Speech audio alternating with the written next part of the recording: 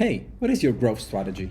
I know that's a weird question to ask point blank. I probably wouldn't open a date with it, but most founders do not actually have a proper answer to this question. They either reply with a tactic, with the roadmap, with a new feature that they're going to launch, all things that are great and you should definitely investigate, you should definitely consider, but at the same time, they're not a growth strategy. There is one important caveat to this video. If your startup is still looking for product market fit, then this is not the video for you yet. Come back to this later or watch it, but stay focused on solving the number one priority at the moment, or make sure to adapt what you're building to the needs of the market that you're addressing. Discover first if and how and where you have product market fit, then start thinking about what I say in this video. But so now, disclaimers out of the way. What the hell is a growth strategy? Well, if there is one helpful thing I learned in my years studying political science, is that strategy tells you where you want to go. It says that you want to go from point A to point B.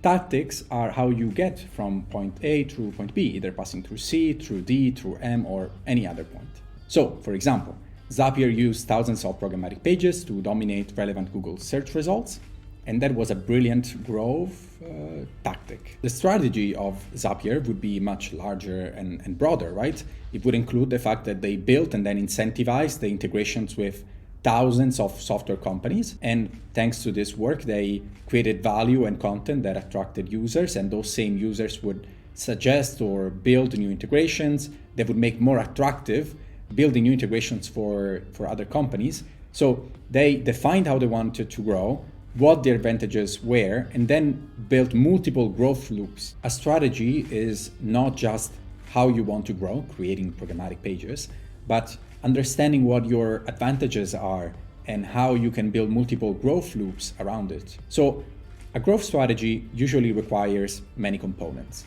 a channel, a product roadmap. Any single activity that your team is running, as awesome as it can be, should not be considered your strategy. It should be a component of a much bigger plan. What you see on screen is something that Reforge created, is a graph listing 5 different components and deliverables of a growth strategy.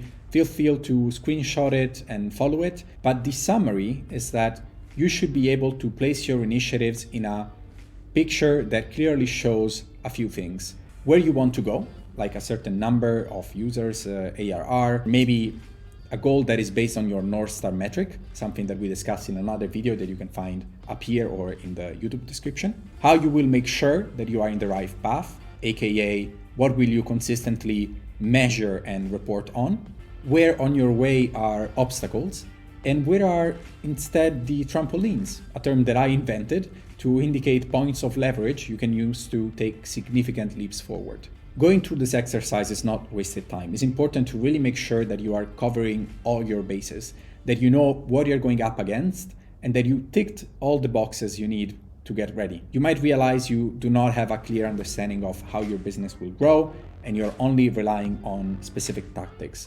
I think a lot of videos and articles about growth hacks make us think that it's possible to grow a company through a series of hacks and continuous optimization. This might be true as you're getting started, but it comes with significant diminishing returns as you grow.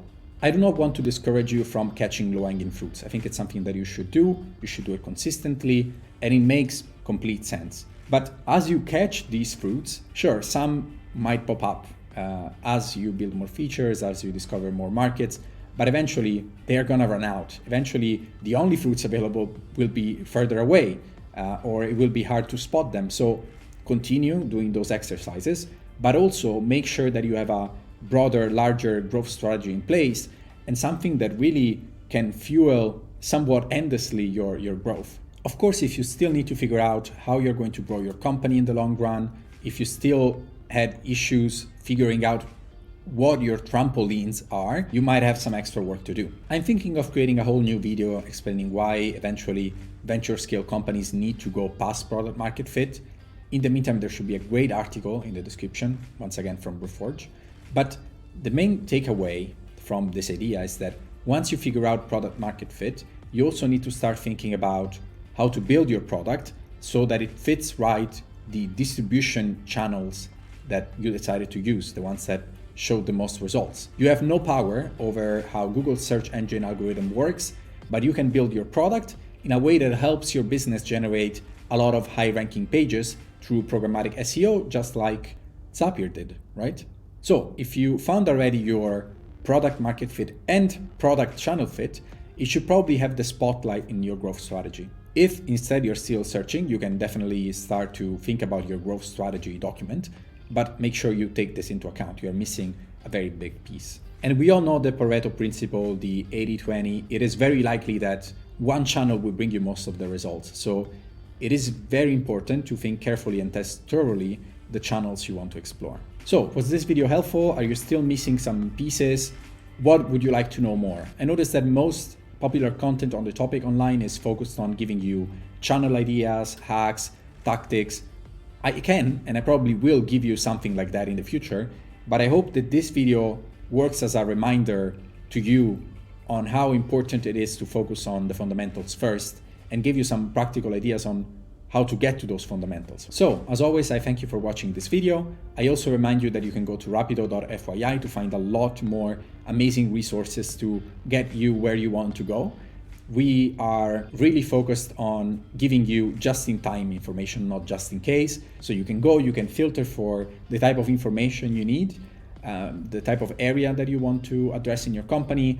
It's resources built by us, but also mostly by other people at the moment. So what we believe to be really high quality resources you can use and leverage. And also, if you sign up for Rapido and submit your startup information, you have a chance of getting accepted to our private area, where you're gonna get a lot of amazing discounts on great tools that decided to partner with us. So I thank you again for your time. Please subscribe to the channel, share, like, do the whatever YouTubers usually ask you to do, and I'll see you in the next video.